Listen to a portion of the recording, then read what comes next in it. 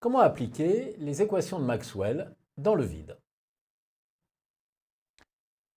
Nous allons déterminer l'équation de propagation du champ électromagnétique dans le vide et nous avons besoin des équations de Maxwell qui s'écrivent divergence de E égale à 0 pour l'équation de Maxwell-Gauss puisque la densité volumique de charge vaut 0 dans le vide, divergence de B égale à 0 pour l'équation de Maxwell-Flux, rotationnel de E égale moins d rond B sur d rond T pour l'équation de Maxwell-Faraday. Et enfin, pour l'équation de Maxwell-Ampère, le rotationnel du champ magnétique est égal à epsilon 0 mu 0 fois la dérivée temporelle du champ électrique. Pour obtenir l'équation de propagation, nous allons utiliser la relation d'analyse vectorielle. Rotationnel du rotationnel d'un champ, par exemple le champ électrique, égal au gradient de la divergence du champ électrique moins le Laplacien du champ électrique. Utilisons donc cette relation, sachant que la divergence de E vaut 0. Elle devient le rotationnel du champ E égale moins le Laplacien vectoriellement de E. Rotationnel de E est égal à moins le rotationnel de la dérivée du champ magnétique par rapport au temps, égale donc à moins le Laplacien vectoriel du champ E.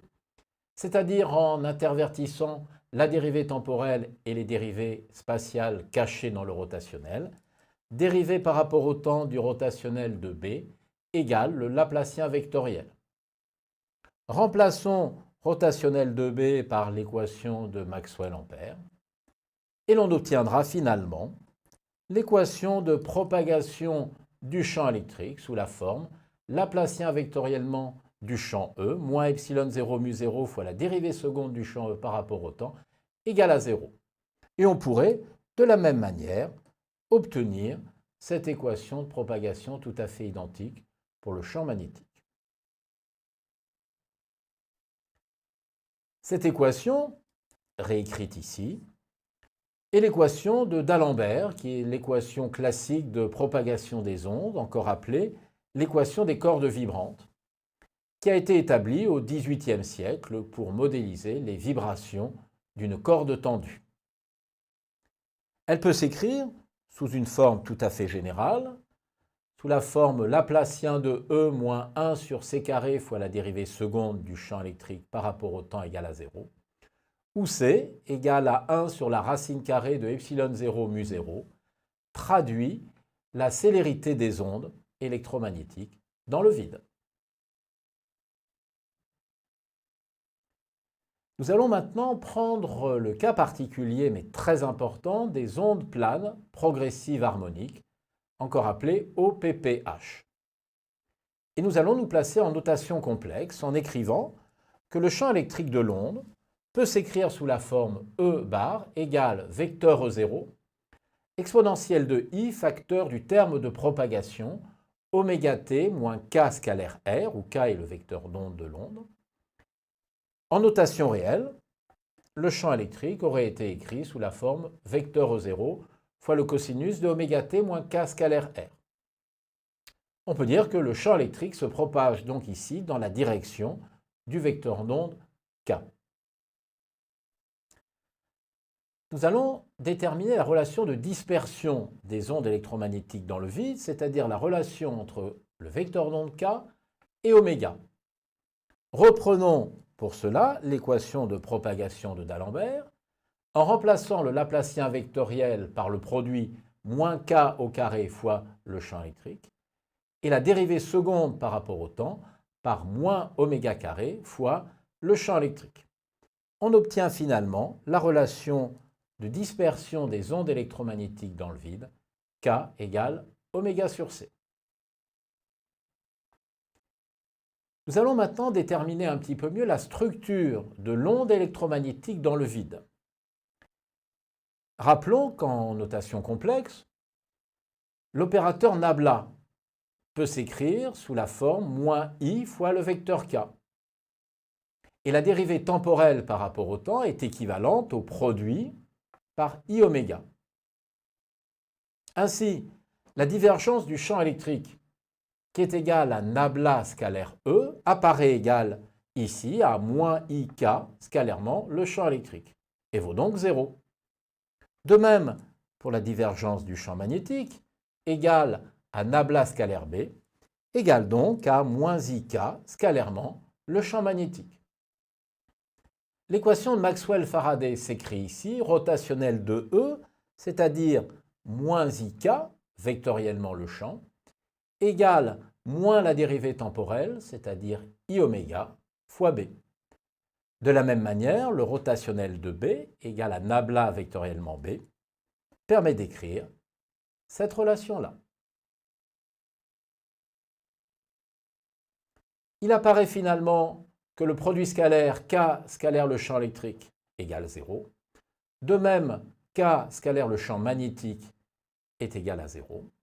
Ce qui traduit que les vecteurs K, E sont perpendiculaires. De même, K et B sont perpendiculaires. Et enfin, cette dernière relation, la relation de structure, champ magnétique égale K sur oméga vectoriellement le champ, montre que le trièdre formé par les vecteurs K, E et B est direct. On le voit ainsi sur la figure en bas à gauche, où l'on a représenté dans un plan d'onde le champ électrique perpendiculaire au champ magnétique, et perpendiculaire à ce plan d'onde, le vecteur UZ qui traduit la direction de propagation du champ électromagnétique. La figure de droite détaille un petit peu mieux la structure du champ. On a précisé l'expression du champ électrique en fonction du temps, choisi ici vertical. Le champ magnétique apparaît, lui, perpendiculaire au champ E dans la direction Y. Et l'axe Z, lui, traduit la direction de propagation du champ donné par le vecteur K égale K fois UZ. Intéressons-nous maintenant à l'aspect énergétique d'une onde plane progressive harmonique. Et rappelons l'expression de la densité d'énergie électromagnétique qui représente l'énergie par unité de volume. Elle vaut 1/2 de epsilon 0 fois le carré du champ électrique, plus 1 sur 2 mu 0 fois le carré du champ magnétique.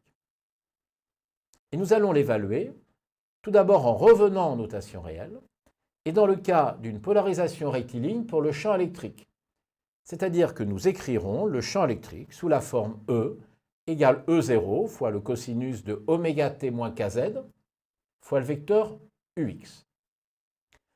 Le champ magnétique se calcule grâce à la relation de structure, K sur oméga vectoriellement le champ électrique, c'est-à-dire ici, puisque K égale oméga sur C, tout simplement UZ vectoriellement le champ électrique, ce qui donne après calcul un champ magnétique polarisé selon UY, se propageant selon Z, et de norme E0 sur C.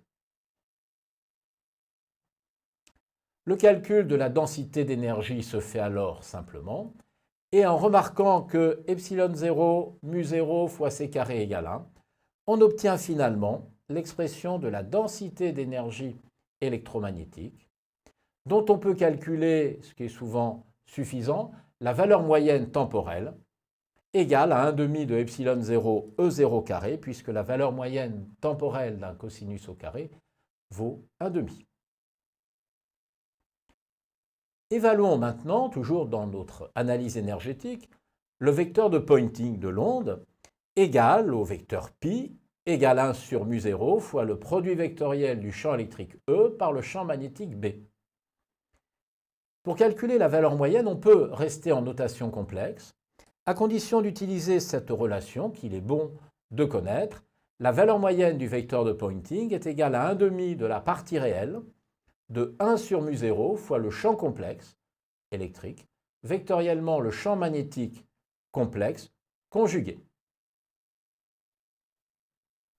Le calcul de la valeur moyenne du vecteur de Poynting se fait alors sans difficulté, et l'on obtient finalement que la valeur moyenne du vecteur de Poynting est égale à 1/2 de epsilon 0 c fois E0 carré, en étant portée par la direction de propagation de l'onde, qui est ici le vecteur UZ.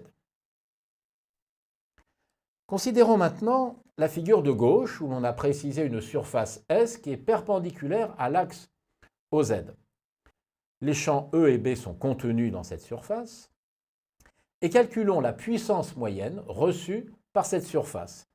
Elle est donnée par le flux du vecteur de Poynting à travers la surface S et vaut 1 demi de epsilon 0 C S fois le champ E0 au carré.